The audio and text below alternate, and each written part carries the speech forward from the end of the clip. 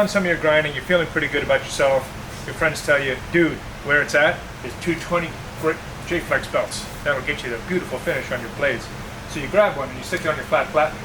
And what they didn't tell you is that right about here on a J-flex belt is the tape seam. And that makes a bump. And that bump shows up on your steel, especially against a hard platen like this.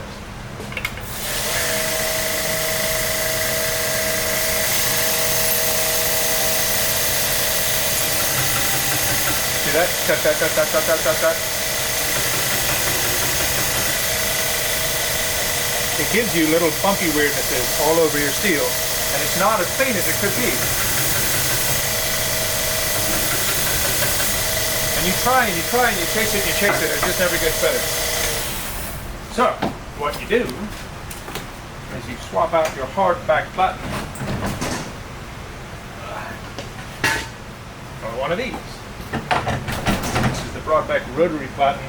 It has a rubber belt, very high strength, same kind of belts as in some Harley-Davidson drives and some car parts, got nylon webbing inside. But it's got a little bit of give to it. It's not very, very hard.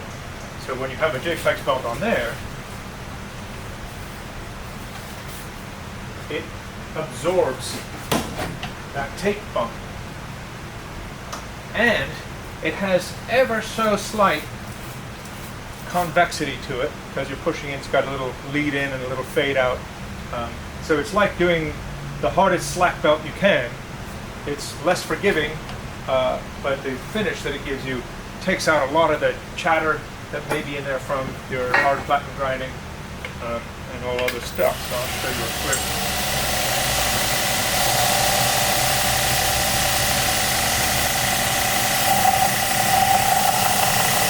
And you don't hear that bump anymore. It's just the sound of money getting made.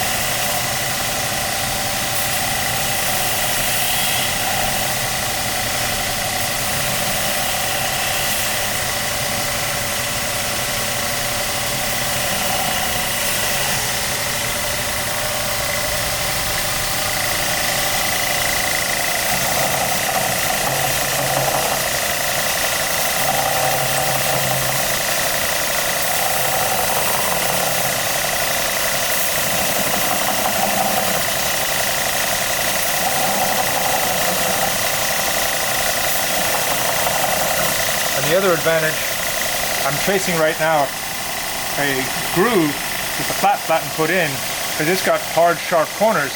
So any bit of this action puts a groove in there. It takes a while to get out. But with a rotary platen, it's got soft corners, so the grooves it puts in are not as angry or permanent.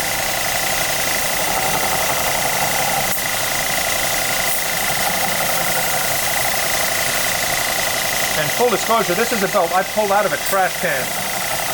Somebody thought there was no life left in this belt, yet it's still putting a finish on here that is beyond reproach.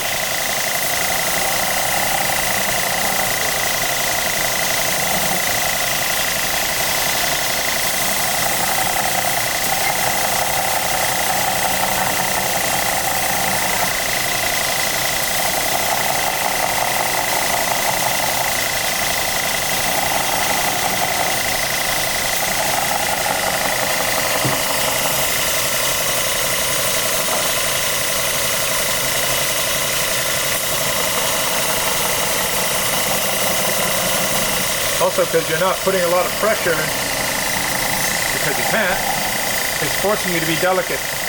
That's actually a better thing. Your lines end up crisper, your angles end up better. You win all the way around. Now this shouldn't be any part of you shaping this blade. The shaping should be done. What you should be doing now is just taking out scratches. If you find that you want to bring in this edge by a 16, take 2 steps back and go to the 36 grit and do your shaping on the low grit number, the bigger grain. This is just taking out scratches. That's why I'm not using a work rest. That's why I'm not pushing very hard. But it's just a matter of refining the grind and taking out the scratches.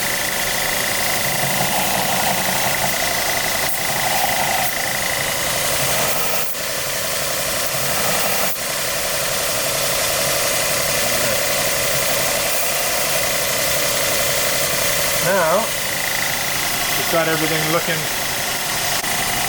And I don't put in my false edges early on, and I don't put them in with aggressive grits and work my way down. I start really low. I start with like a 120 grit, if that, and then maybe a 220, or depending on how crisp I want them to be, I'll just leave them and hand sand them or what have you.